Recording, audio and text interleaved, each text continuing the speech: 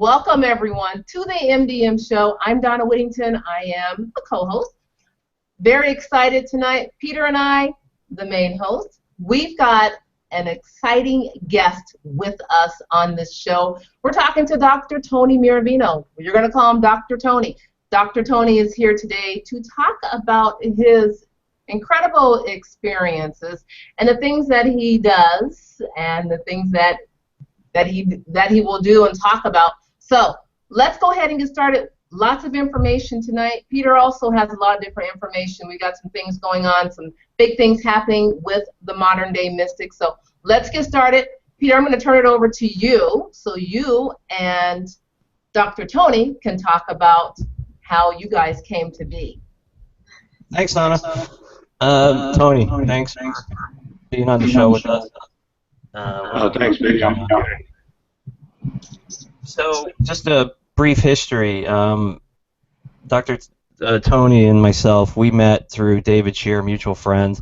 I was on the Dark City radio show with Tony, and we had an amazing 2-hour conversation. And we were also on the David D. Kelly show, which is a huge internet-based radio. I think the largest free internet on the planet, something to that extent. So anyways, the synergy was great, and a few weeks back we invited Tony on the show to kind of, just talk about himself, the amazing things that he's been doing, where he's been, a little bit about his experience with St. Germain from Aquaware 4.0. It's all you, Tony.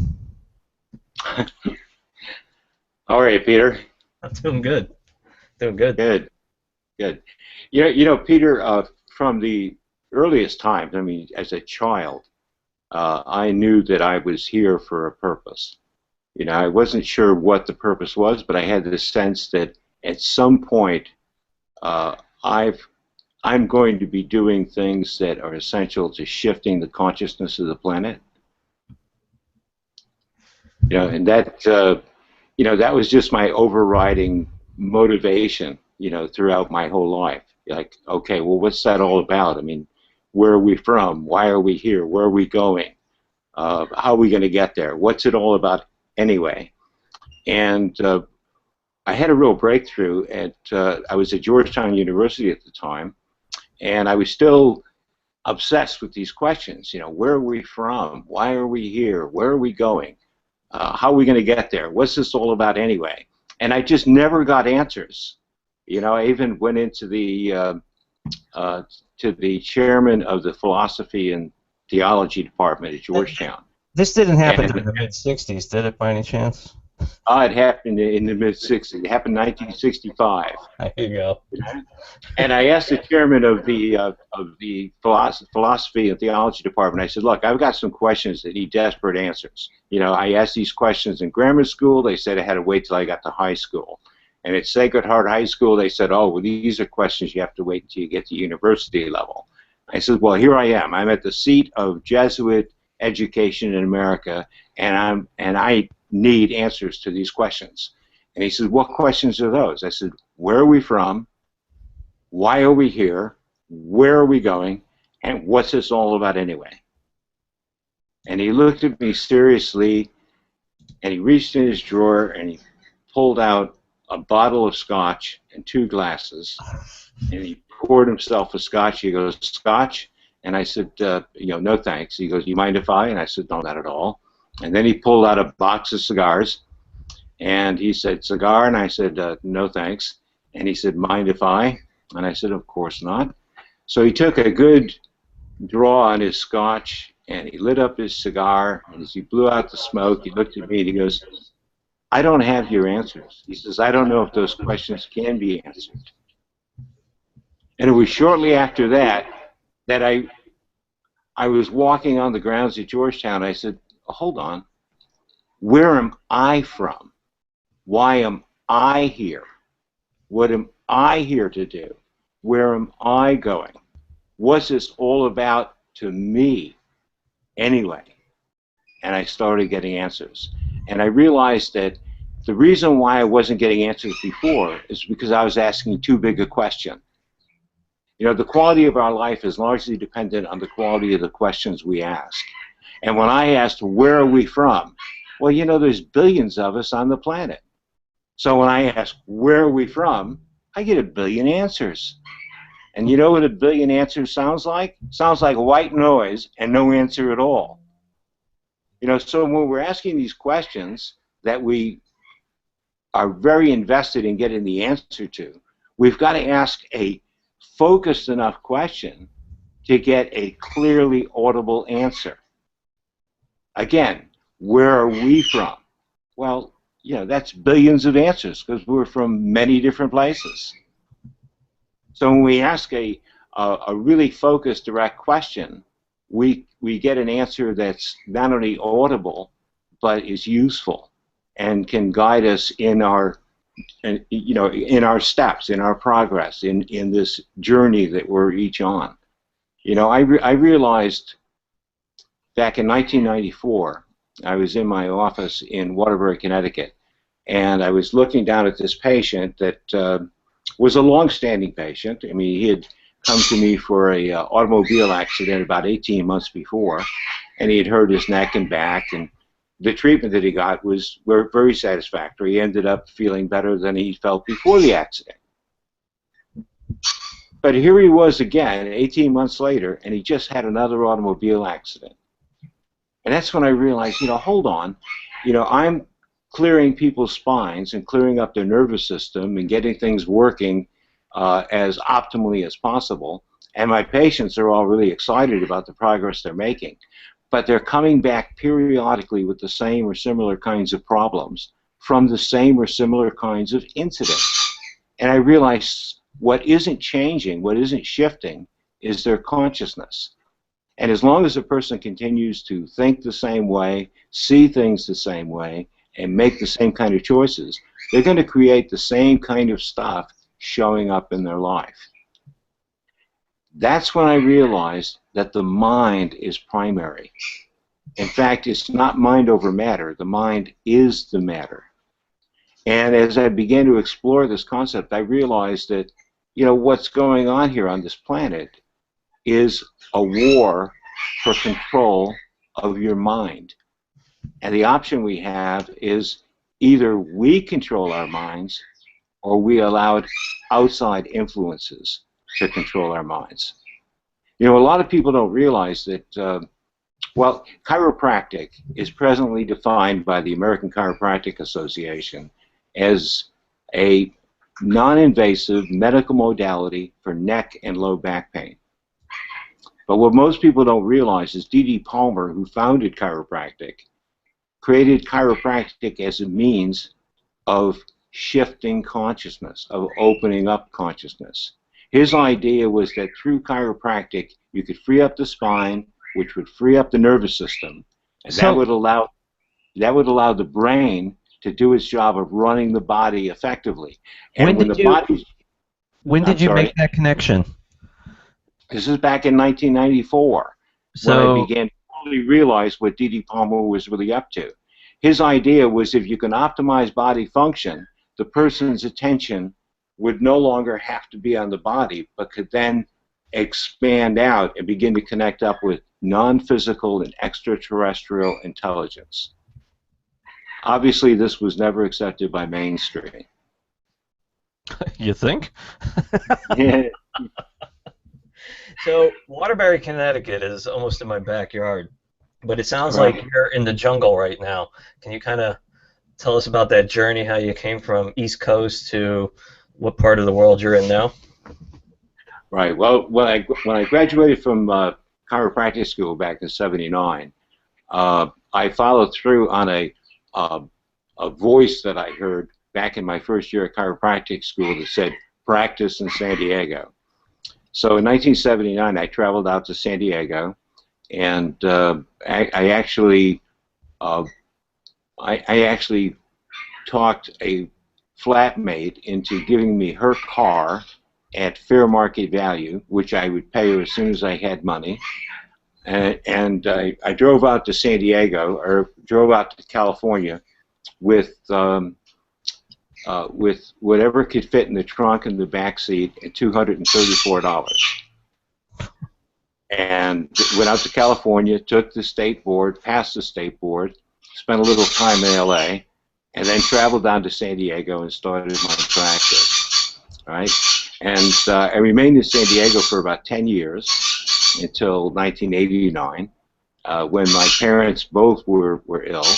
That got me back to Waterbury, and that's when I set up my Waterbury practice, which I practiced until 1996.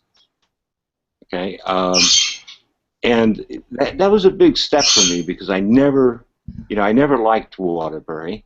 I always felt like I was a strange duck in a foreign pond where I really didn't get along with the other ducks or share their interests. And I found California much more to my liking. So in 1989, when the voice said it's time to go back to Waterbury, I said, no way. There is no way I'm going back to Waterbury. All of a sudden, my practice started. I started losing my focus in practice. The phone stopped ringing. My friends started dropping off the radar. And finally, my best friend called me up because, you know, I've decided it's no longer in my best interest to spend any time with you. And I thought, okay, I'll go back to Waterbury. Oh no, not that. yeah. That's when I learned that guidance is not really a suggestion; it's really an order. And you always have the option of saying no. But if you do say no, like I said no, then circumstances are going to make it very obvious that no is not an option. When it's time to do something, it's time to do something. So, where in the world are you now? I'm in the far north of New Zealand. And okay, and how I got here is a story in itself. I was teaching a Star Knowledge conference in Sedona, Arizona, back in 1998. Right, and unbeknownst to myself, this lady had flown out from London to. Now we seem to have lost the camera. I don't know if we're off the air, but this lady had flown out from London to attend the conference, and evidently she was impressed by what she experienced. And in 1999. She found out I was no longer with the girlfriend that I was with in 1998, and she flew out to Pomona, California, where I was teaching another Star Knowledge conference. And again, this is all unbeknownst to myself. You know, being a guy, I'm sure you can understand how women are often aware of things that we're totally oblivious to. You know, yeah. I found that to be the case. No. So in any case, very in tune with everybody. That never surpasses me ever. Yeah, this is very personal stuff and very personal stuff, but it says a lot about how life just kind of falls into place, you know, and we notice some of the elements and we don't notice others, you know. Being guys, we're very focused in present time, you know, so we tend to assume that everything just kind of shows up. It never occurs to us that somebody's behind the scene making plans. Wait, it doesn't happen like that? Nah, well, you know, it's amazing. I've learned to have the greatest respect for the vision that women have and the breadth of vision that they have. Again, I think, you know, as a guy, we tend to be pretty focused on, you know, what's right in front of us, whereas women seem to have that ability to see a long ways off. You know, I would agree with that. I would agree with that. Yeah, that's why it's often the case that you know, couples accomplish more than singles. Well, I think behind every strong man is a smart woman. Yeah, who's totally amazed. That you guys are catching on. Wink, wink, Donna. Say something. Yeah, it's been said that behind every successful man, there's a woman who's totally amazed. Totally amazed. And like, finally. Yeah, he gets it. I'll You let know, her any, have her 3 minutes of glory now. Go ahead, Don, bring it. you know, in any case, to make a longer story much shorter, this lady from London and I got together, and on the day that I realized that this really wasn't working out, and was about to tell her that she had to go back to London, she looked up and said, "I'm pregnant." And this voice in my head said, "This is your son. You have to do this." And it was shortly thereafter that we were on a road trip to decide where we were going to raise our son. And this trip eventuated in my being invited to a Sioux reservation in South Dakota by Chief Standing Oak, who's the head chief of the Sioux Nation. And he was also the founder and the organizer of the Star Knowledge conferences.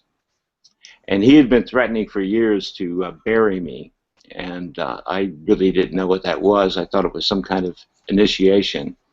But he said it was my time to go up on the hill.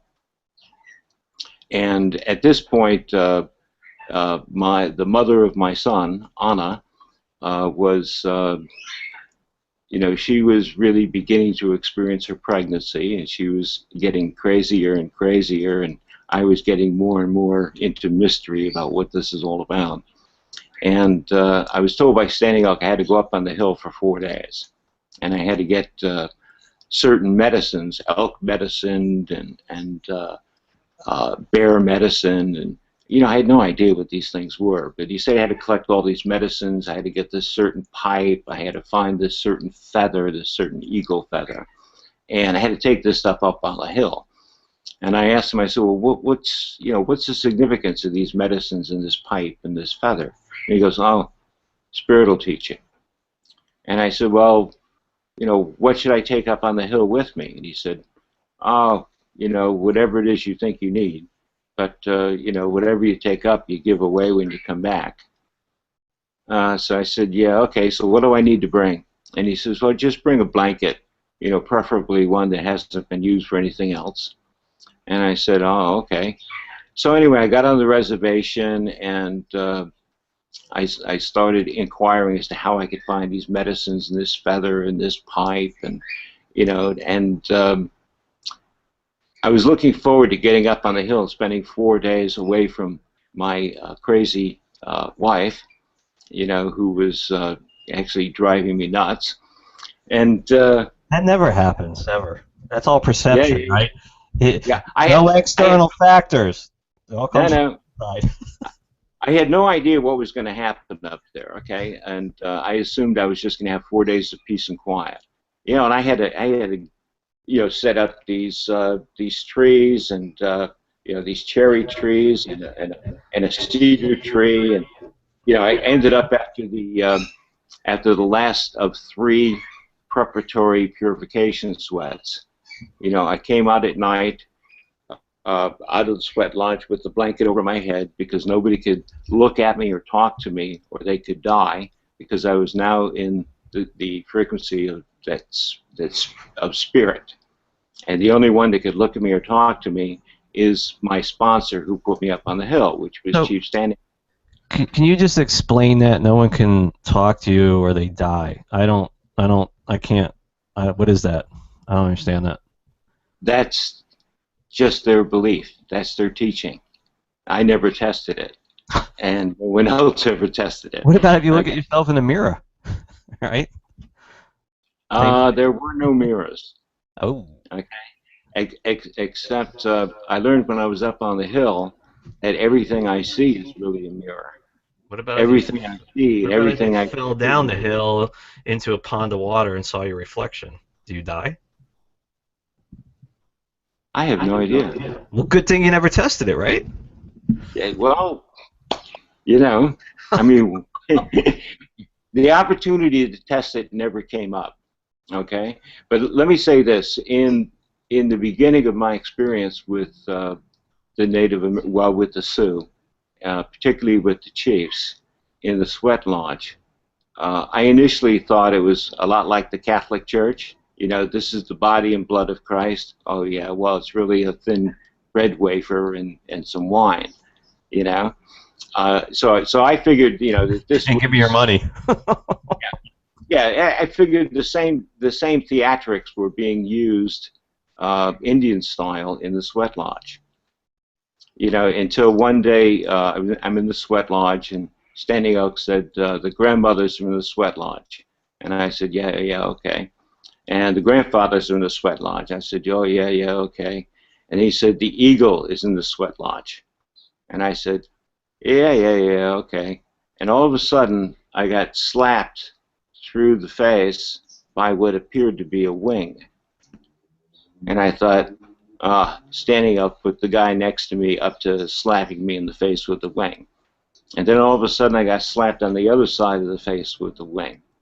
And I thought, oh, somebody's running around the sweat lodge with a wing slapping people in the face. And then I realized, well, now the lodge is too jammed with people for anybody to be running around. And Standing Up started talking about how we were going to have this certain teaching. And I thought, oh, I'd really be interested in learning about that. And just then he called the end of the first door. And the sweat lodge has 4 doors. And in between doors, they open up the door so fresh air comes in and people can get revitalized. And he's talking about this healing, this teaching that we're going to have. And the fireman brings in the first rock for the second door, and I'm watching the rock come in, and I'm watching it fall into the pit. And all of a sudden, this bear came out of the rock and started giving me a teaching. And the second rock came in, and a wolf came out of the rock and gave me a teaching. And one by one, as the rocks came in, a different animal would come out of the rocks and give me a teaching. And when the last, what turned out to be the last rock was brought into the lodge, another animal, the last animal, came up out of the rock and gave me a teaching. And then Standing Oak said, shut the door. And the door was closed, the heat came up, and I now had the teaching that he said we were going to have. And that's when I realized there's something going on here that's not like Catholic Church. Because somehow Standing Out knew the teaching we were going to have. And you know, he may or may not have known who was going to have the teaching or how the teaching was going to be conveyed to that person. But it turned out that I was the teacher, and I was given the teaching by the animals that came up out of the rock. So when I went up on the hill with, you know, expectations of just having some peace and quiet for 4 days, I had no idea what was about to happen. This was in June, you know, in summer. It's, you know, it's supposed to be beautiful weather in South Dakota. And every day I would go through 4 seasons. You know, I would be freezing at night and then wake up to, you know, oppressive heat. And at one point the heat was so extreme that I was trying to take my clothes off so I could, you know, cool down. And it's not too easy to take your clothes off when you have to hold a pipe, because I had a pipe that was filled with a special mixture. And, you know, the pipe couldn't touch the ground or I would have to come down off the hill. So no sooner did I get my clothes off, and I asked Spirit, I said, well, it'd be really nice if you could just bring a cloud up over the sun to give me some shade. And this cloud came up over the sun, and I got some shade, and another cloud showed up. And So Tony, just quickly, this is very interesting. Was one of the animals a horse by any chance? No. All right, well, physically on the screen, Donna, take a look at this. If you look to the left, do you see the eye of the horse coming down and the spout, the nose part in the light, the way the light's coming in from his left to the right? You see that glow right there? Do you see the horse? Yep. That'll be neat to watch on the replay. Yeah, I'm well, you looking guys at it just right see now. something I don't see. Well, you can actually see it. What's interesting, Tony, is a lot of speakers that we have on, things just start showing up. It's amazing. We did a show with Jason Davis, I don't know, 6, 8 weeks ago, and he had mentioned Saint Germain, and I was like, whoa, you're on sacred ground right now. And literally, as soon as that came out of my mouth, this purple hue came in. I mean, that was beautiful. And it just came in over his shoulder and dominated the whole backdrop for, I don't know, like a minute and a half. And then when he said, is he gone, the light just disappeared. And this happens quite a bit, but this horse is very present right now on the screen. It's pretty cool. I was going to ask you, Peter, if you saw anything behind him or to the left of him. It's on his right, but our left. Yeah, that's pretty cool. You notice the birds kind of went silent there too. I guess the Source 4 is working for us. I'm sorry. Continue. Yeah. Well, yeah. It's just another example of the multidimensional, infinite nature of reality. Eh? Can you say that 5 times really fast? In any case, what happened was the sky totally clouded up, and I said, Spirit, I think you're overdoing it a bit. And all of a sudden, hail started coming down on me. And I brought a tarp with me, so I got up under the tarp, and the hail was beating down on the tarp. And what I'm developing is the idea that I was experiencing 4 seasons in one day, every day. Okay, and on the 3rd day I woke up, and again the commitment is to go up there for 4 days. But as it turns out, I'm a Heyoka, and Heyokas are only up there for 2 nights, right? And on the 3rd day I woke up and it was freezing. The wind was howling. It was cold. My fingers were white to the second knuckle. I couldn't feel a thing. But I had noticed that the other 2 people that had been up on hills that I could see from where I was situated, they had already gone down. And I said, "Look, Spirit," I said, "I feel complete, but I could stay here for another day just to prove I can do it. But I really feel complete. Is it time for me to go down?" And just then, this gust of wind blew all my stuff out of my protective circle. And I said, "Okay, well, I'll take that as a yes." And seeing that there was nothing left on their hill, I knew I had to gather up all my stuff, because again, I was told nothing about how you do this. So I gathered up all my prayer ties and my cherry trees and my cedar tree, and when I packed everything together and had it up on my shoulder, I walked about 10 feet, and all of a sudden, it was like 75 degrees, a nice gentle summer breeze. It was beautiful. So I walked back to where my circle was, and it was 75 degrees, and there was a nice gentle breeze, and it was just beautiful. And I thought, that's really odd, because it was just freezing with a howling wind. And when I got back, the Sundance grounds were only about 75 feet lower than where my hill was, maybe 100 feet, and a quarter of a mile away. And when I went back to the Sundance grounds, I had to go into the sweat lodge to wait for Standing Elk to bring me back into the world of men. Because again, nobody could look at me or talk to me until he brought me back into the world of men. And the first thing he said when he walked into the sweat lodge, he looked down at me and he says, "Oh, you're still alive. Good." And the next thing he said is, "You have to go to New Zealand." And I said, "Hold on." I said, first of all, you send me up on the hill, with no information about what's going to happen. And I'm telling you, if I knew what was going to happen up on the hill, I would have told you, no way I'm going up on that hill. All right? And I go through hell, and when I get back, the first thing that you express is surprise that I'm still alive, so you knew how close to death I had gotten. And I says, and now you want to send me as far as you can possibly send me and still be on the same planet. I said, what's that about? He says, oh, you have to take your wife to New Zealand or she'll go crazy. I said, my wife's already crazy. He goes, oh, she'll go much crazier and take you with her.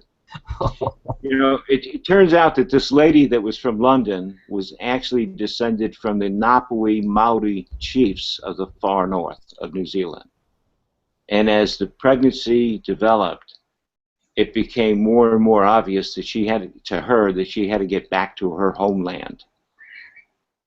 You know, and since her parents were still alive and mine weren't, and I really, really think having grandparents is really valuable for a kid, you know, I decided that going to New Zealand was a good idea. So that's the shortest long story I can convey about how I got to New Zealand. So, what are you doing in New Zealand now? I've been doing primarily healing work. You know, I'm a chiropractor, but my primary focus is healing technology. You could say I'm a healing technologist. Because I realized back in 1994 that unless there's a shift in consciousness, there's no real healing. There's only fixing. So my healing technology is all focused on creating a contacts that would facilitate a person experiencing a shift in consciousness. Because again, if they keep thinking the same way and making the same choices, they're going to keep experiencing the same things.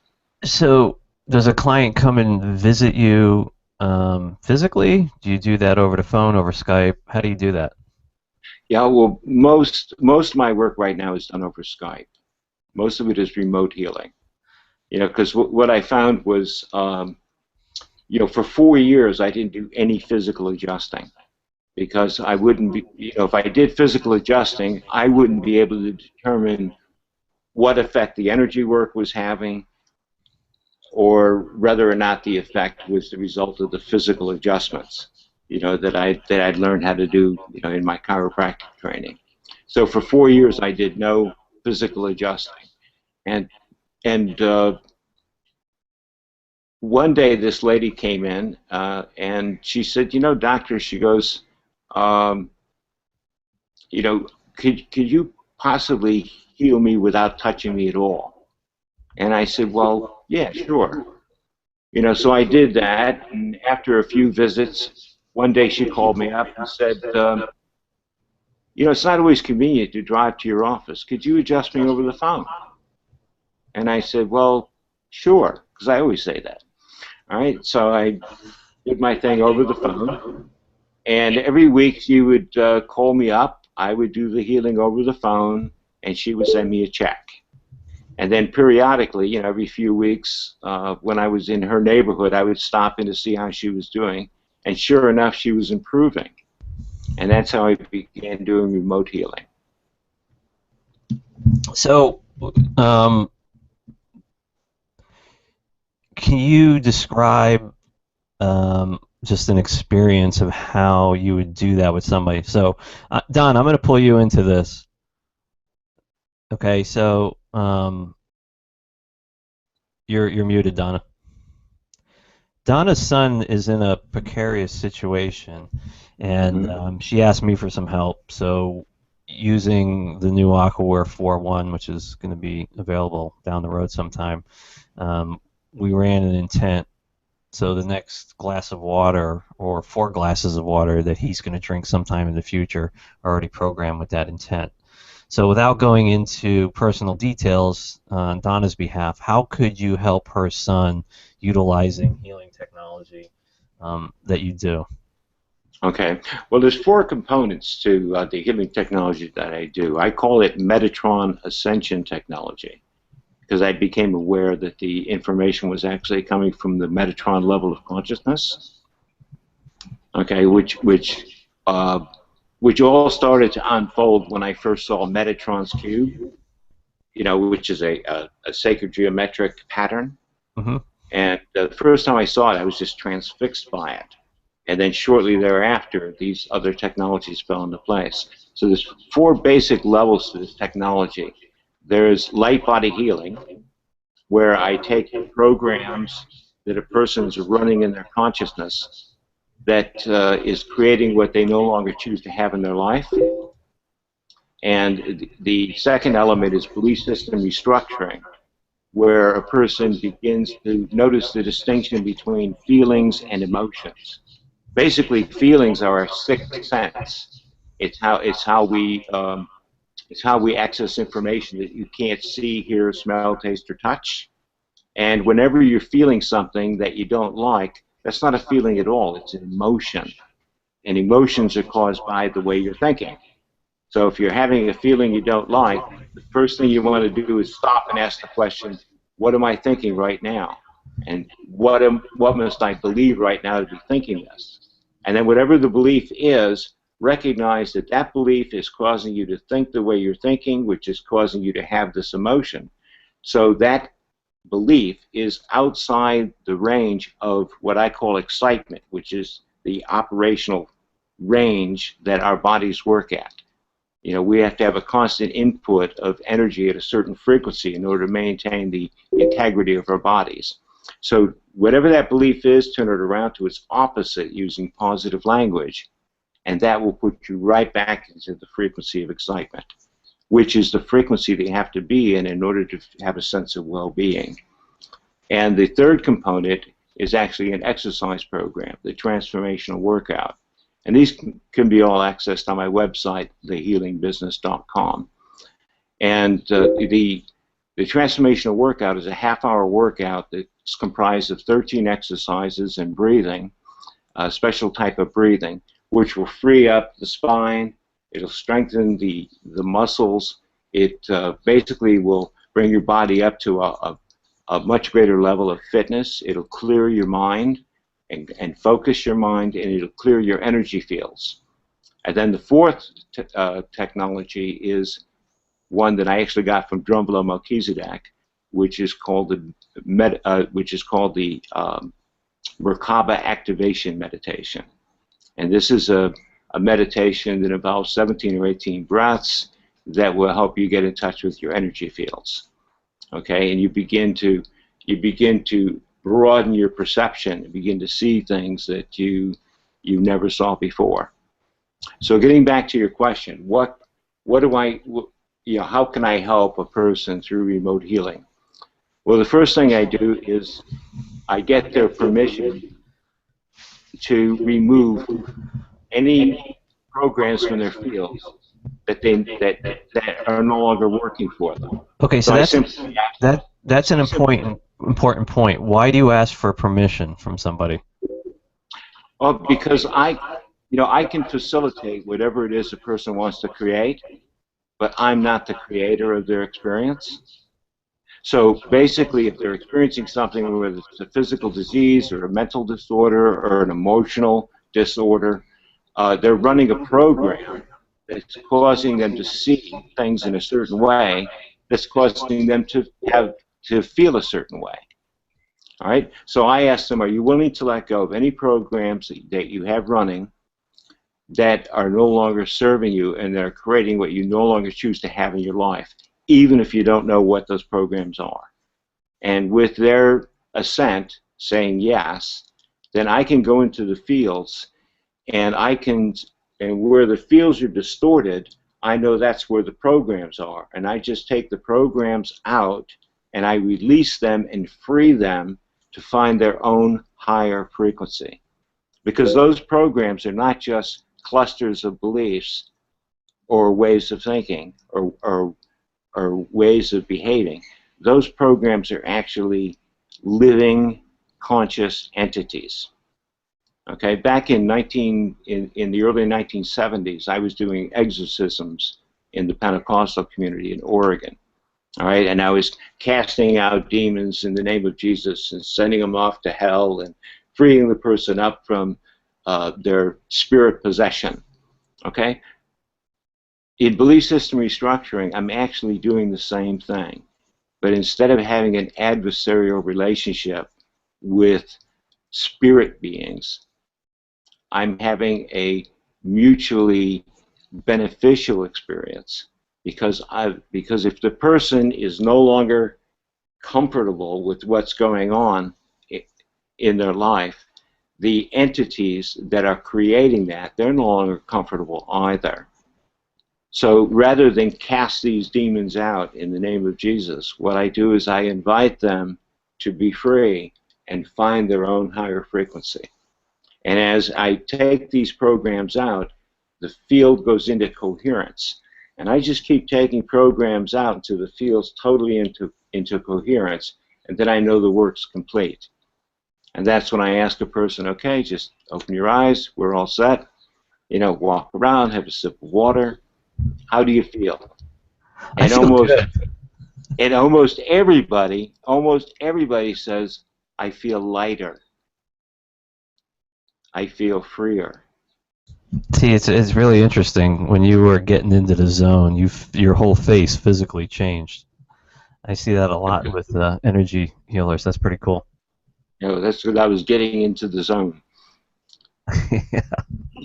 I mean, I could be stuck in my own stuff, as we all are, you know, periodically throughout the day.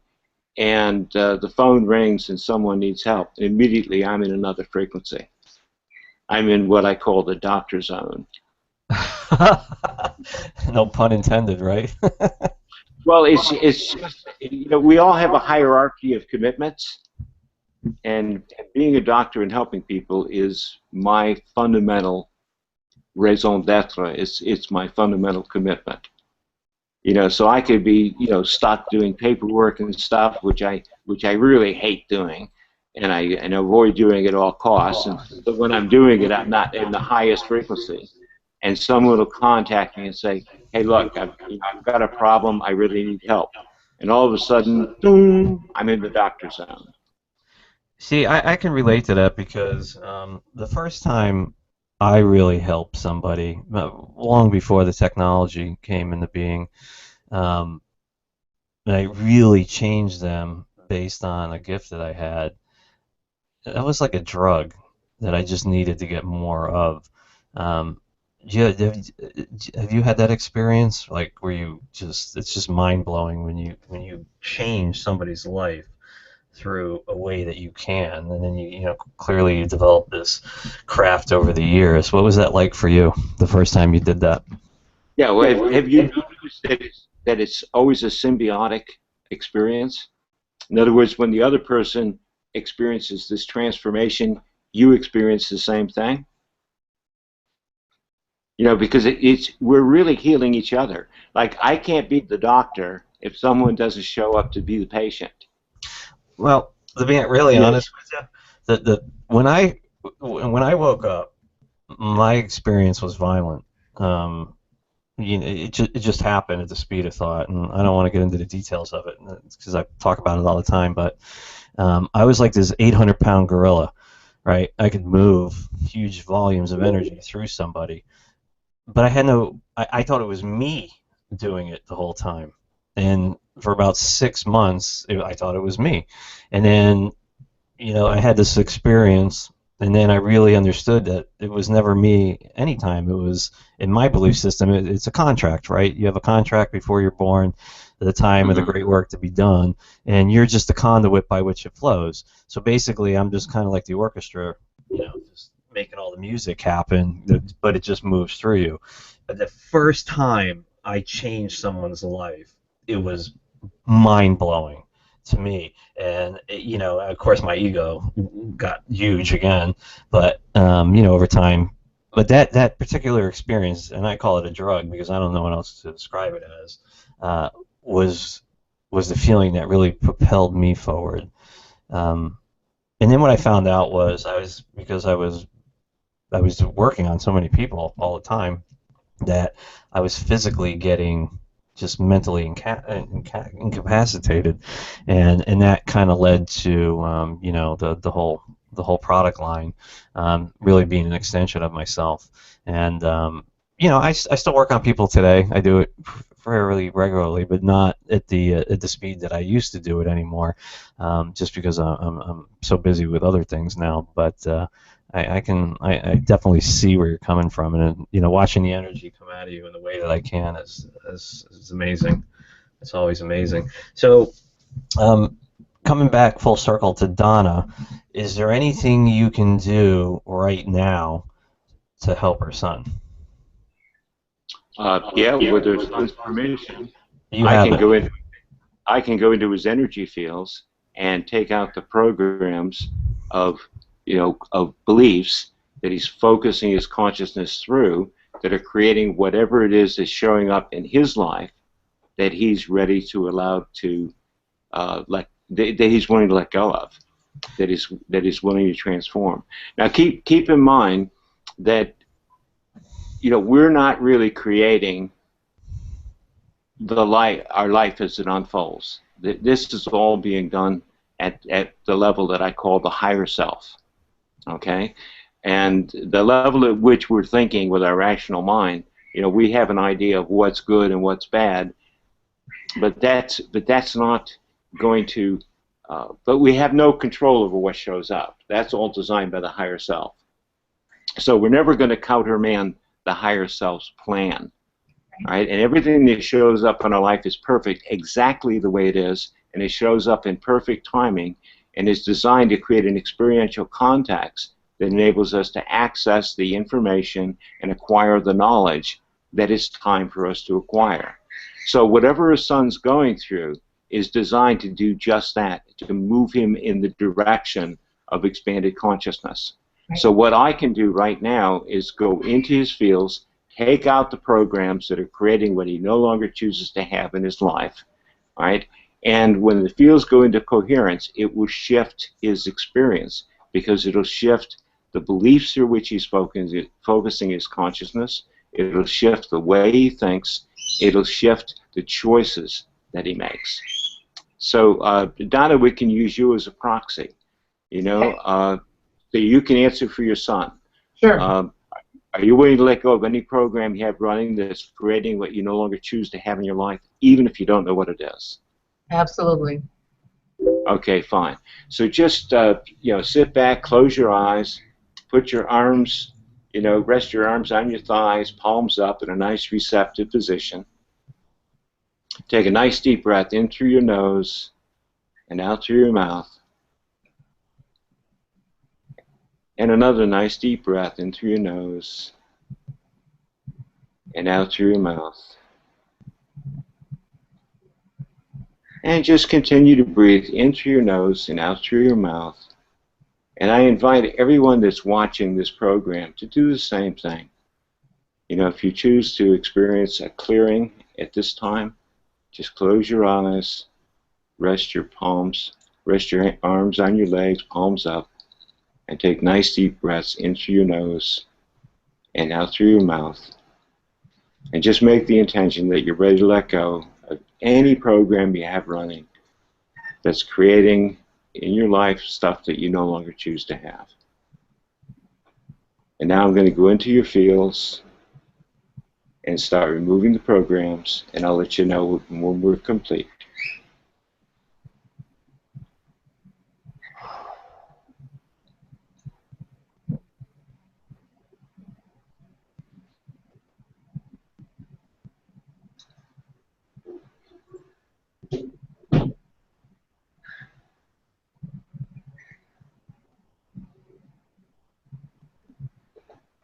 Nice deep breaths in through your nose and out through your mouth.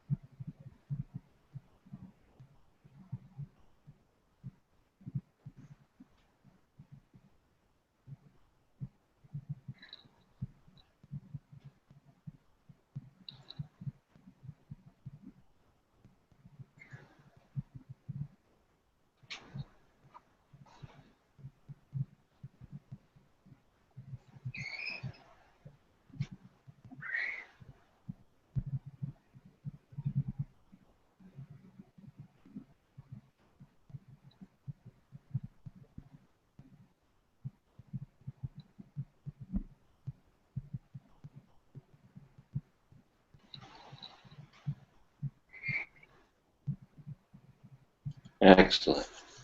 Just take a nice deep breath in through your nose, out through your mouth, and open your eyes and we're complete.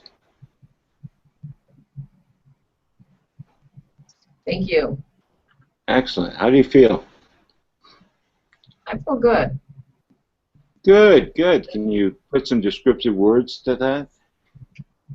Yeah, it feels, I'm thinking about my son, and so I'm anxious for him to watch this and to do this as well, but I'm feeling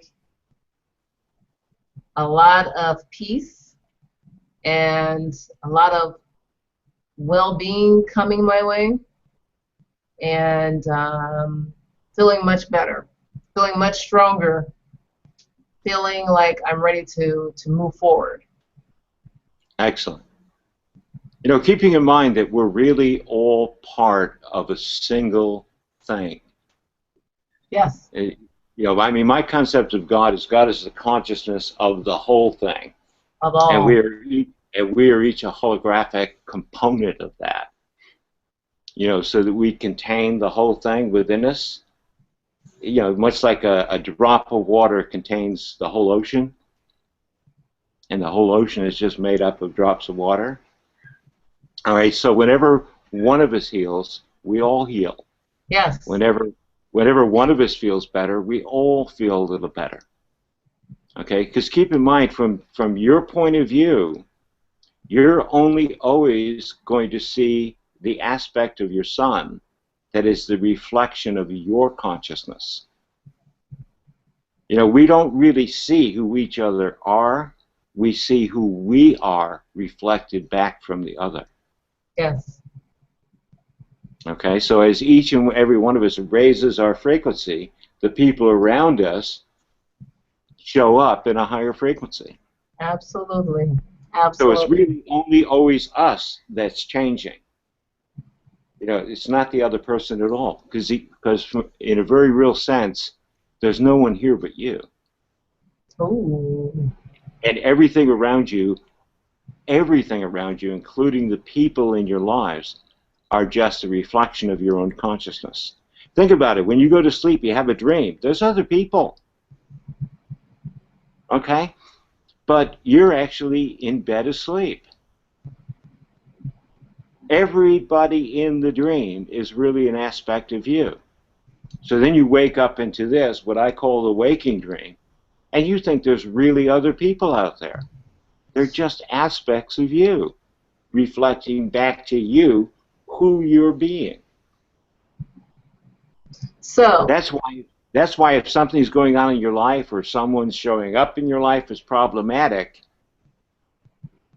you always ask, what in me needs to shift for them to show up differently? Because you can't change the other person, but you can absolutely change yourself. absolutely. Absolutely. So then for all of us, and I'm speaking to everyone watching the program as well, so I don't know if I should call this a task, and Peter help me out with this, is our job here right now to show up the best possible way. So all this anger and angst and things that we have, we really need to set that aside and show up as our highest selves, and so that the world can come together. Do I have that right? Yeah, absolutely. Idealistic? Peter? I'm going to let Tony comment on that one first.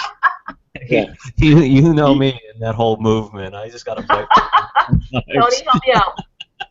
You know, what I think is so important is for people to realize that they're already whole, perfect, and complete exactly the way they are. And nothing has to be added to them for them to be okay or better. Right. It's all a question of letting go. And all we have to do to experience our wholeness and completeness is to let go of any beliefs, any ways of thinking that are separating us from that experience of our wholeness and completeness. Absolutely. So break it down a little bit further for me, because I'm going to have him watch this, and I hope people also have their children or their spouses or significant others watch this as well. I think this is a very important one, as all of our shows, but break it down one more step. So hang on. Don't show this to them, okay? Let the programming work its way first. And your homework, Donna, is to report back next week what's going on. You don't have to get into specifics. It's either thumbs up or however.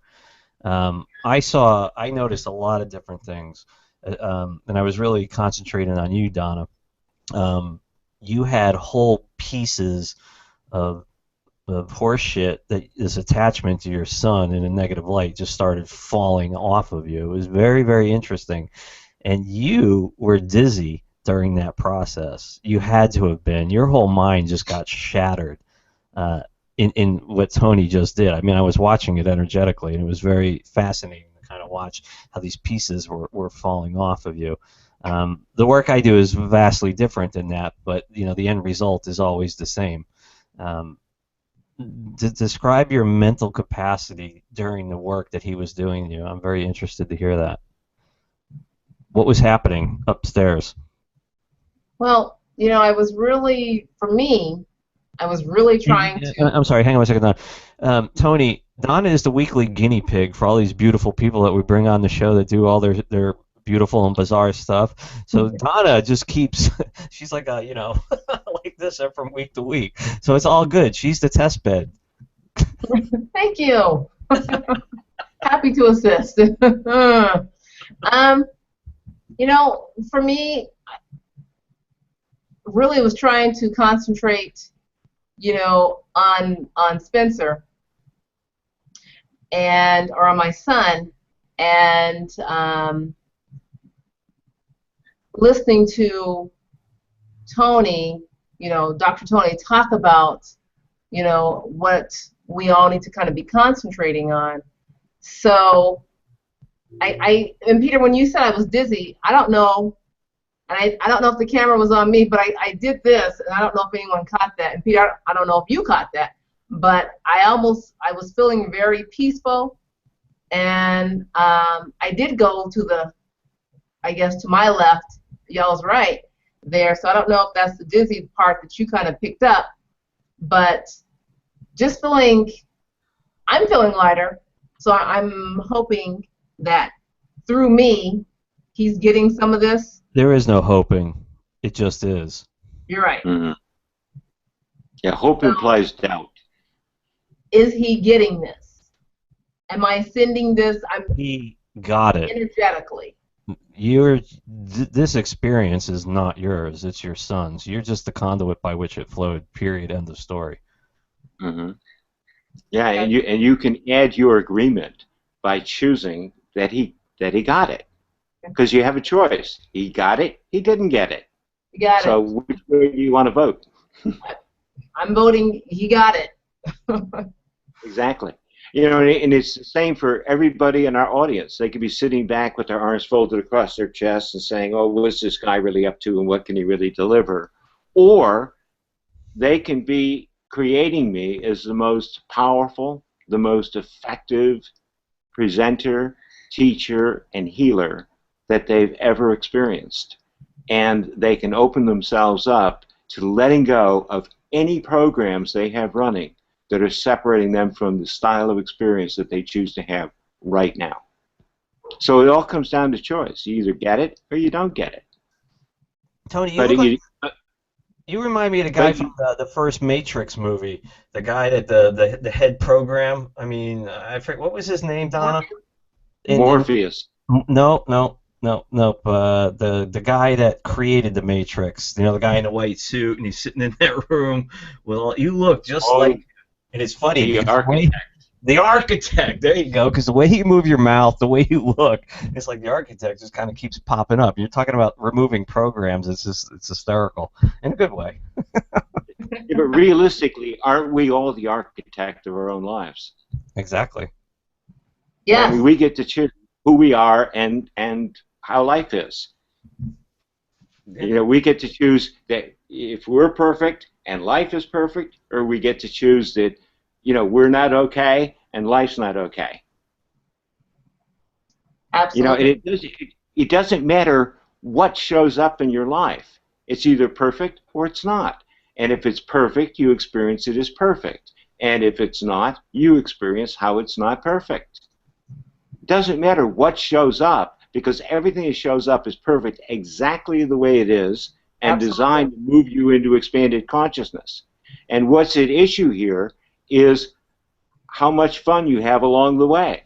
Because if you Mm. see everything as perfect, you're going to have a lot more fun than if you see things as a problem.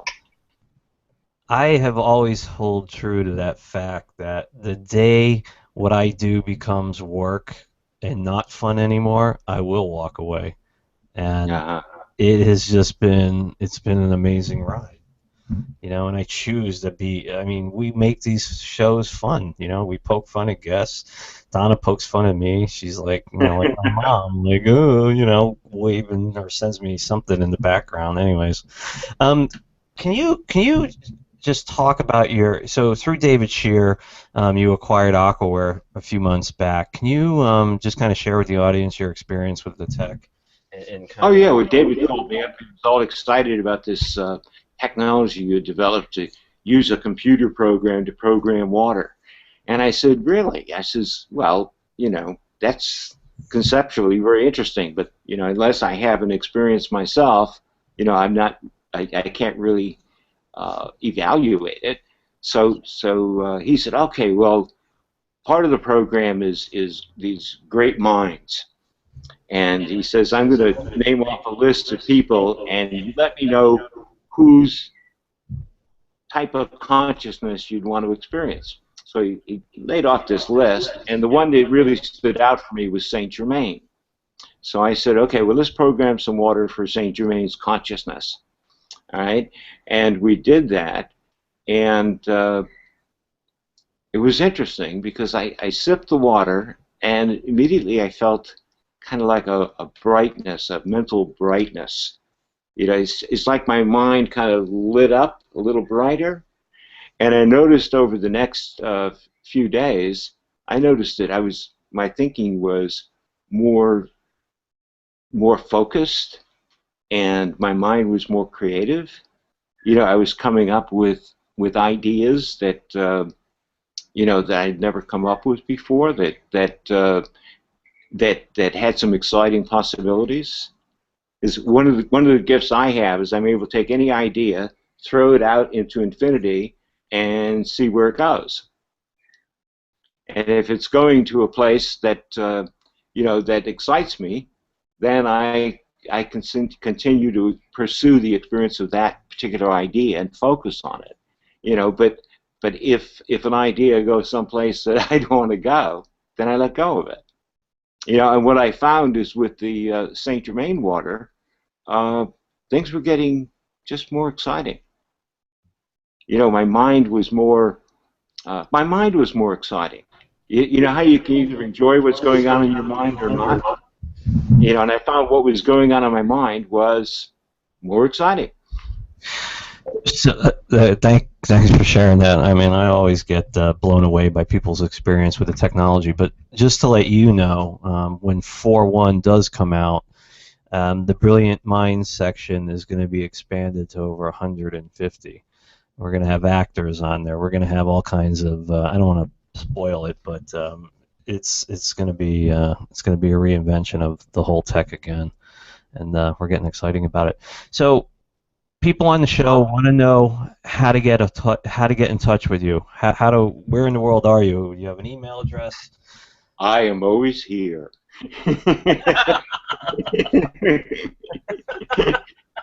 Where here is changing. Where here is a changing, but I am always here. Now, I can be easily reached on Facebook, Tony Minervino on Facebook. Best way to reach me is probably just a post on my page that you want to reach me. I'm what's called the timeline. My email is Dr. Tony, DRTONY, at thehealingbusiness.com. My website is thehealingbusiness.com. And I can be reached on Skype, and my Skype name is Dr. Tony Minervino, all one word. That's DRTONY TonyMinervino on Skype. Skype is another good way to reach me. Email is not the best. I'm not the most meticulous at keeping up with my emails. Yeah, I know that. Yeah. So getting a hold of me on Skype is probably the best idea. Emails, I get like 250, 300 emails a day, and sometimes I just can't bother. All right, whereas Skype is a little bit more manageable. You know, and if you've got a question that you'd like to discuss, or you'd like some assistance, you know, in your journey, I'm certainly excited to work with you and do the remote healing, and you could read about the 4 technologies on the healingbusiness.com website. Just click on articles and bio, and that'll take you right to a list of articles. Very, very cool. So I'm feeling really empowered and inspired right now, and I want to give the people that are listening live and the people that are going to be listening to the replay something mind-blowing, and that's going to come in the source 4 here in a minute. But I want to utilize you in a manifestation of the source 4. So what I'm asking you is, I want you to take a minute and kind of think about, you know, what you want to manifest for the masses that are going to be listening to this show. And of course, they can do their own manifestation from the replay, but I'll give you a minute to kind of think about it as I get set up here. And what's going to happen is I'm going to shift the screen over to my desktop, and you'll see the source 4 running, and I'll just quickly go through the mechanics of it, and then I want you to explain what you want to manifest for everybody, and we're going to do it. We're going to have everyone get a glass of water right now. And the way this particular one works is very interesting. So in short, you know, manifestation, people have been doing this a long time. There's a lot of ways out there to do it. What I have done is I have simplified the process with one click of a button. There's a process that runs through the source 4. It charges your water with that manifestation. When you drink it, okay, that programming comes into the body and starts giving off the light rays. Now, the trick with the source 4 is it's the light rays that carry the manifestation that the universe will grab. Okay, typically it's in your mind, and you release it to the universe, and the universe grabs it and brings it forward to a time, and it, you know, in somewhere in the future, and the universe starts realigning that manifestation as it comes into your present timeline or your fruition. But that path is the time by which you release it from your head, and the universe starts creating it. That path or that timeline is where, if you have doubt or worry, that thought farm gets destroyed.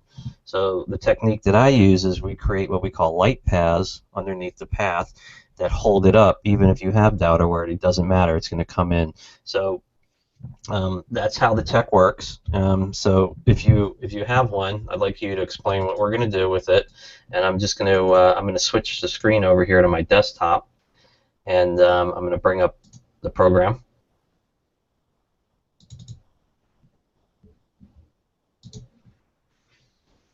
So this is the source 4.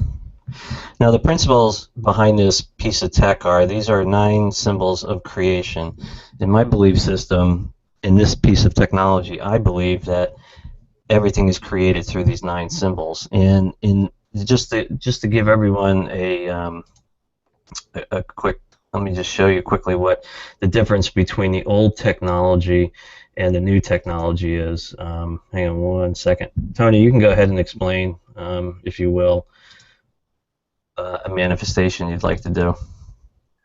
Just why I bring this up. Okay. Yeah, I would like to program the water to enable people to have the experience that they are perfect right now, that they're in the right place, they're doing the right thing, and everything that's showing up in their life is perfect exactly the way it is. And all they have to do to experience being whole and complete and 100% in their power is to let go of any belief or any way of thinking that would separate them from that experience. So basically, I choose to program the water to allow people to have the experience of their wholeness, their completeness and of experiencing that they're totally in their power, and they are making their contribution to shifting the consciousness on the planet and changing the world and taking the human experience up to the next level. Okay, that's absolutely perfect. So folks, what you're looking at on the screen here is the Source 3. This was the third generation of the technology, and it was as simple as just pushing a button. And basically, you're looking at vector graphics running the 9 symbols of creation through a 45 second process. What you're looking at works amazingly, but it's a fiat compared to what I've just created.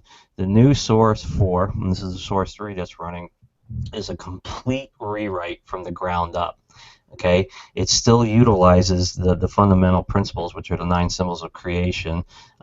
It's very, very simple to use. You click on a button, you follow the steps, how it works, and generally your manifestation comes into fruition within 72 hours to 12 days.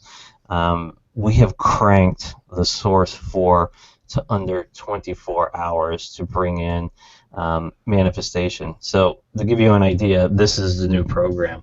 I give you the ability to free flow the symbols anywhere on the screen that you wish. And again, this is all, there's a process by which you follow, and a lot of this is very much like manual mode in Aquaware, where you place the symbols where you want to get it. You can change the colors of the symbols to your liking. This does have a little bit of bearing on the effect of how it works. But for the beginners, I've created 10 presets, okay? These are geometric shapes that work beautifully. I've tested each one of these, and they, depending on which one that you find, you'll find that they work better for you.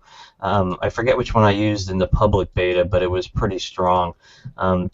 This guy here, I think it's number 9, this is a really, really powerful one to use, and this is the one that we're going to use for Tony's manifestation. Now, for anyone listening, you can use what we're about to do for anything you want, but me, Donna, and Tony, I'm sorry for calling you Tony. I know you got a doctor before that, but... Oh, Tony's fine. Okay. So what's going to happen is I'm going to click on the Nucleate, the end of the Source 4. I'm going to walk you through the steps. There's going to be 4 or 5 8.1 seconds running. I'll explain what each one of those does, and then we're going to nucleate the water with the intent. And the whole process just takes shy of a minute. I want everyone to take notice of the taste and the texture of their water now, and what it's going to taste like when we get done with it. Okay? So for everyone listening, just take a quick sip, okay? So here we go. Entering the Source 4. The first symbol that gets nucleated, this is called water preparation. We are removing the memories and the imprints from the water. Where your attention goes, the intention goes.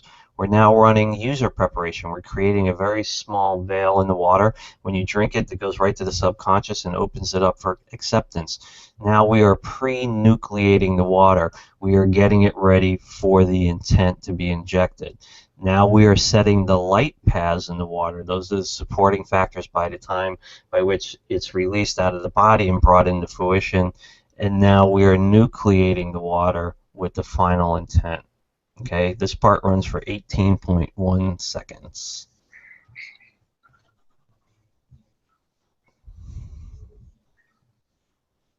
And again, I'm in the middle of creating all the videos for it, so we're getting there slowly.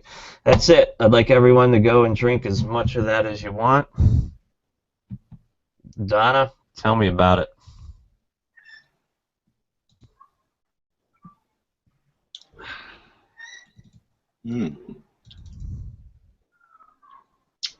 Tastes brighter and smoother. That's good. Very, very good. Very silkier from when you said drink it and then come back and drink it. Mine doesn't taste too good. What happened? It's probably because I was going through the motions when I was running it. I find all kinds of bizarre stuff happens to water. A lot of times, Tony, when I do these shows, the water just starts vibrating in the glass, and people, come on and say, "Oh my God!" Sometimes it starts bubbling. I mean, I've seen it crawl out of the glass. I've seen it soak through the bottle. I've seen it do some pretty amazing things. So for clarity, what's happening right now is that charged water you just drank is in the body energetically, and there are light rays starting, Donna, there's a lot coming out of you that start coming out of the body, and the universe is now grabbing that manifestation that you want to bring into fruition, and is creating the appropriate path, but it's also creating the light paths, and that's the trick here. Those are the supporting factors that hold up, so you can have doubt and worry, and it has absolutely no bearing. Now, when we did the public beta test, some people were saying, well, I wanted more money and I didn't get it. That's fine. The Source 4 is a tool, okay? It's a muscle. The more you use it, the more results you get, the bigger results you're going to get. So if you're looking for that Ferrari to show up in your driveway the next day, it's not going to happen. But what might happen is your lost, long, relative, whatever, cousin, second cousin, decides to depart the world and leaves you the money to buy that Ferrari.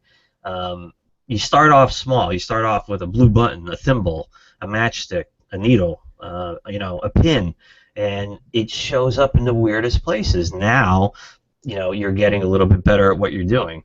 Now you want to go for something a little bit bigger. This piece of technology, I have to honestly say, I'm still teetering, and I'm not just saying this because I want to sell it, because I've never given a shit about money, and everyone that follows me absolutely knows that. This is a total different animal that has come, and 2 days ago, that birth cry happened yesterday morning, and it was sick. Okay, I've birthed a lot of different pieces of software, but nothing ever came into creation like this before. And I've seriously been not wanting to release this to the public, because this piece of technology, it's very different from Aquaware, but it's very, very potent. And it's going to make it out. Don't worry about it. Of course, I'm going to release it. I'm going to work on it for 3 months not to get it out. But you really need discernment when you use this one. It's a whole different animal from the Source 3, and it's very, very powerful. And I don't know what else to say. Tony, what's going on? I'm just enjoying your description of what's possible with this new technology. Because we're all creating a matrix, and the reality we're experiencing is really a reflection of each and every one of our consciousnesses as a collective. So anything we can do to shift the program and shift the intention that we're putting out there into a higher frequency is going to raise the frequency of the whole matrix. Well said. Well said. Donna, how you feeling? Honestly, I'm starting to get a little dizzy right now, and you have your mute on. Yes, I feel great, and I'm really excited. I'm excited for my son. We've got a couple of questions. Actually, we have a statement from Barbara. Barbara's in the house. She says, this was great. Yesterday I used the Source 4 wanting to manifest removal of all blockages, allowing me to manifest successfully, and voila, Dr. Tony. So that's awesome. Nick, and this is for both of you. Nick is saying, my mom is 80 years old and has a lot of arthritis pain and inflammation. Will you be able to help her heal her pain condition? And can Nick, can Nick use what we just did? Maybe rewatch it and focus on his mom. Tony, I'll let you go with that first. Oh, yeah, the answer is absolutely. Just have your mom watch this video and go along with the light body healing process that we did with Donna. Keeping in mind that we were doing that process, Donna was the surrogate for her son, but the experience was opened up to anyone who watches this video at any time. I'm not the magic. Each and every individual who chooses to shift their experience, they are the magic. And the magic, and to exercise that magic, you just have to make a different choice. Because what they are experiencing, they are choosing. And if they choose something else, they can experience something else. But to experience something else, you have to choose something else. But absolutely, and I think this is going to be I'll just put it out there, and then we'll talk about it a little bit later. And folks, make sure you're connected to Peter all kinds of ways, because we have something very special coming up. But what you just said, Dr. Tony, is absolutely right about unlimiting yourself so you can be that person that you want to be. Just a quick blip. Hey, I wanna address what Tony said. What was that gentleman's name that asked that question about his mom? Nick? Nick Woodman. So, Nick, your mom has a ruby stone, okay, and she needs to get rid of it. It's a ruby. It's probably a ring. I don't know. Maybe something she wears around her neck. It's definitely red. Could be amber, but it carries the ruby frequency. Don't touch it, okay? First part. Pick it up with gloves. Put it in a bag. Put it under a rock under running water, and your mom's programming, as Tony would put it, will disappear in 12 hours. And you'll know exactly what it is when you come into contact with it. Just don't touch it. Pick it up with gloves, put it in a bag, put it under running water, under a rock, and within 12 hours, her programming will be gone.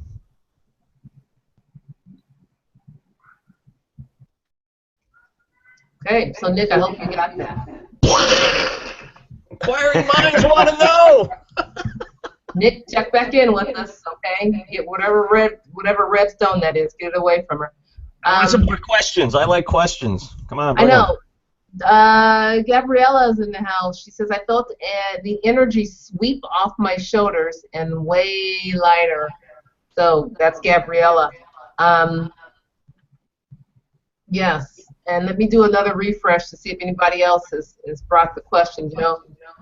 Folks, I say this every week. Bring your questions. This is your time to get these questions answered, kind of on a 108 type, 101 type setting. And you've got Dr. Tony here, you've got Peter here, and they're both here to answer questions.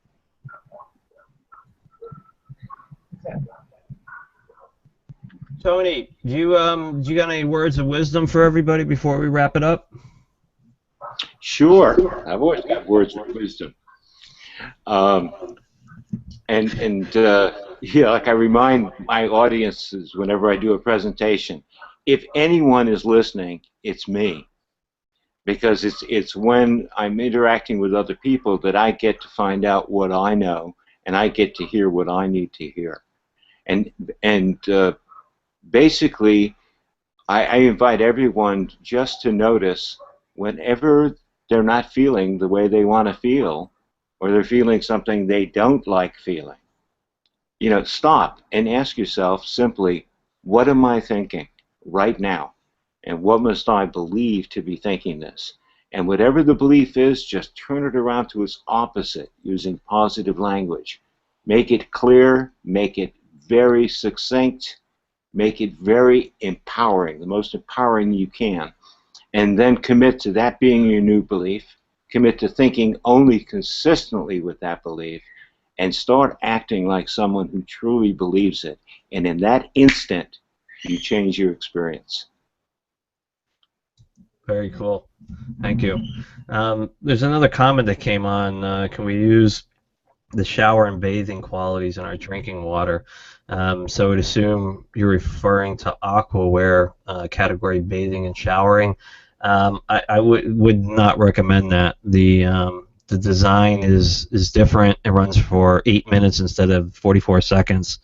It's meant to be used externally and bathe in it. But if it works for you, that's fine. Just heed caution. That's all. Donna, what do we got going? I can't hear you. You're on mute. All right. I know. I just saw another question from Anita. She says, just joined. Love Tony. Sir's drop back Oh, Tony's is in New Zealand. I use Source 4, and minor desires are coming to fruition. Intense I didn't program the water for. Located my dental floss and misplaced after stating in mind to find it. I'm gonna have to take all these videos now, man, because everyone's gonna use them. Everyone's finding stuff. She says, my back and head has a lot of stuck energy. Help. So you're just coming in, Anita. This video will be live. This recording, the show will be recorded here as soon as we stop the broadcast, and I'll put it out there. So you might want to just go back and watch the entire show. We're just gonna help her on the fly. What's her name? Anita. Anita, get a glass of water. You got 15 seconds. Go, Anita, go. Get your water, girl. 7 seconds. Come on, Anita, hurry, run! Hurry up! Don't run, don't run, don't fall. All right, I gotta get serious. I gotta get my chi together. Okay. Whatever. Okay. Anita, put your attention on the water.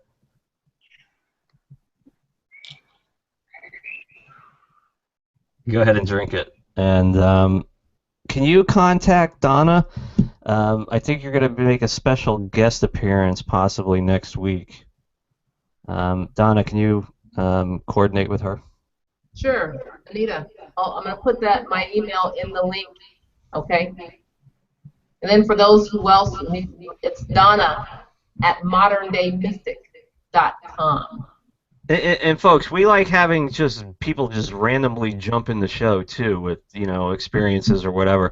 We need guinea pigs, right, Donna? That's what you told me. I'm not going to make a guinea pig every week, folks. I'm just saying. Donna, how's your life changed since you've been in my world and helping? Since I've been, you know what? My life has been absolutely amazing. And the really cool thing is, and I already know this, is that you get what you ask for.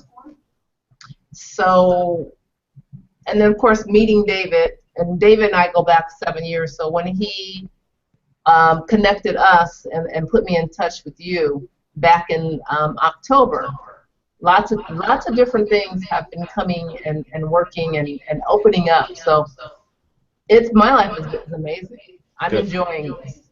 Good. Okay, so we've got a couple announcements, yeah? Yeah. But one of the announcements is, we're going to do some workshops, folks. You got to stay tuned for that. You got to connect with Peter on email Facebook. Donna. Or email me. We'll get you. Email Donna. Email me so we can add your email to our e-blast that we send out weekly. Because we've got some incredible things coming up. Next week, we're going to debut the Source 4. Yep.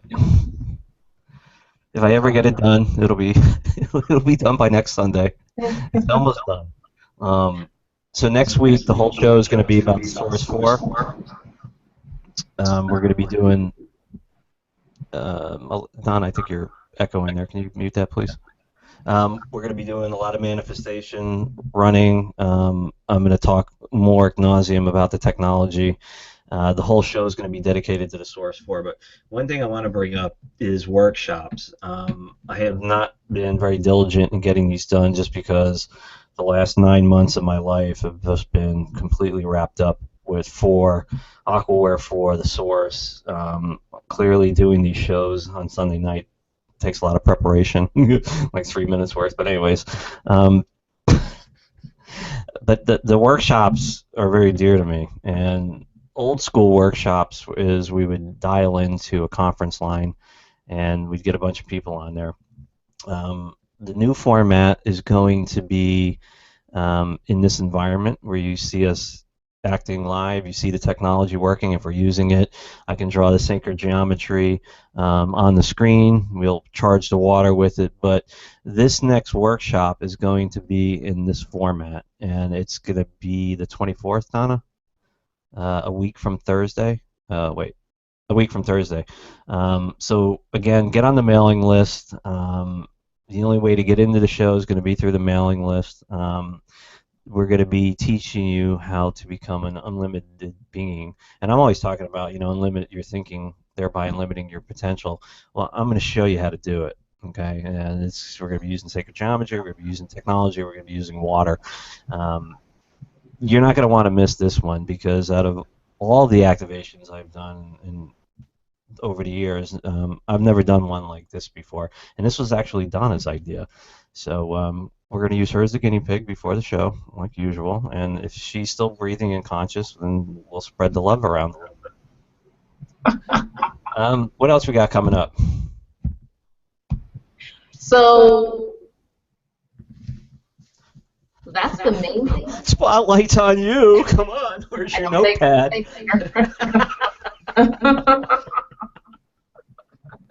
So that's the main thing. We do have a couple of guests, not this week coming up, but the following. Oh, right. This one is really, really cool.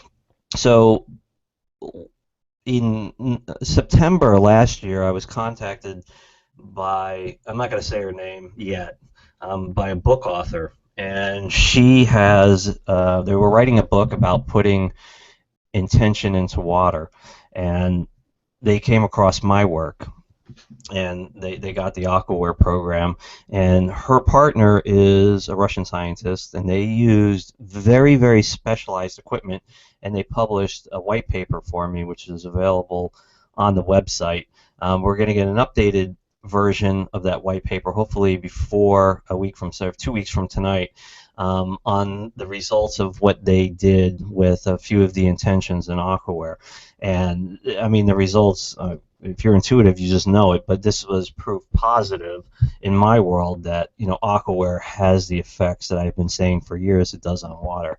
And they ran it through the whole scientific, I don't know, whatever machines that they use.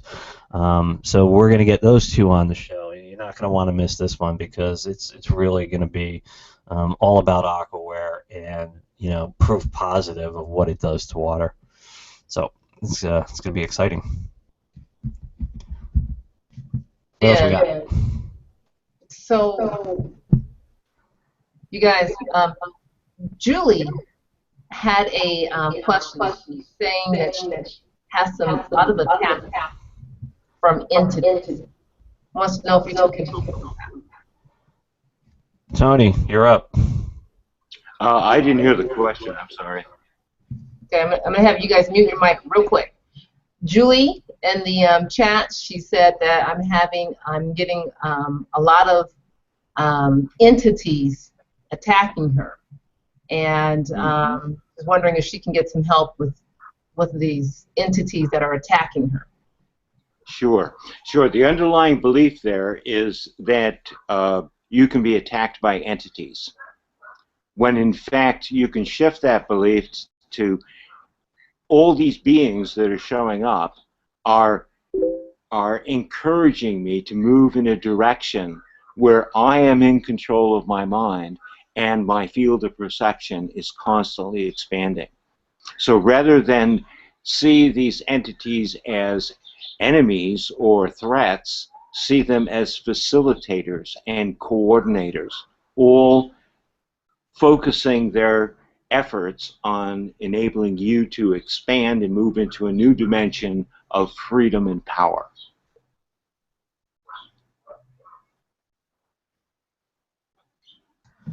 That's awesome. Get a glass of water. What was her name? Julie. Julie, get a glass of water quickly. You're not going to drink this, and this is really important. This is all on the same lines that Tony just explained, just a little bit different. Just put your attention on the water. Okay, now what I want you to do is, when you have time, just put that in a spray vial and spray it in the four corners of your home or your room or wherever, and they won't bother you no more. Awesome. Comment from Karen. She's saying, super wonderful and cool. What a gift. Thank you. Someone had something about bugs. Here it is. Energy person goes by the name of Energy. My bug spray is working for myself and for others. Awesome.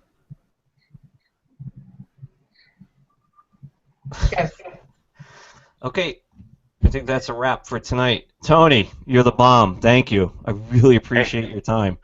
And you know what you know what I really love is that pesky little thing that was in the backdrop screeching the first 10 minutes of the show just went away. It's amazing. You didn't kill it. You talking about the Lorkies, eh?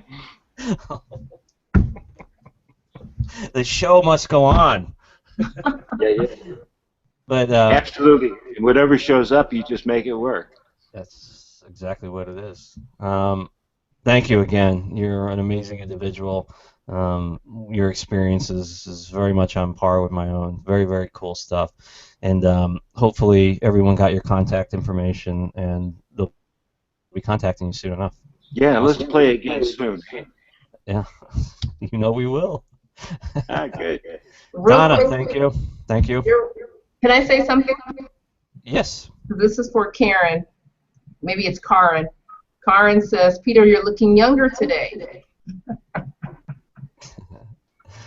Yeah. Yeah. I don't know what else to say. Well. There you have it, Karen. All right, folks. Thank you. We really do need to wrap up. We went over tonight, and sometimes we do that because the show is that awesome, and we flow. Like the water. Genius. Duh. So we flow. And, of course, you guys flow with us. Stay tuned to Modern Day Mystics. So many things are happening. So many exciting things are coming your way. Next week, just Peter and I, we will debut Source 4. The week after, we'll have guests back on the show. We'll have to bring Dr. Tony back on. Also, we're going to bring Karen Ann McDonald back on the show as well. Lots of folks have got to come back because we have to get both of you together. Wouldn't that be great?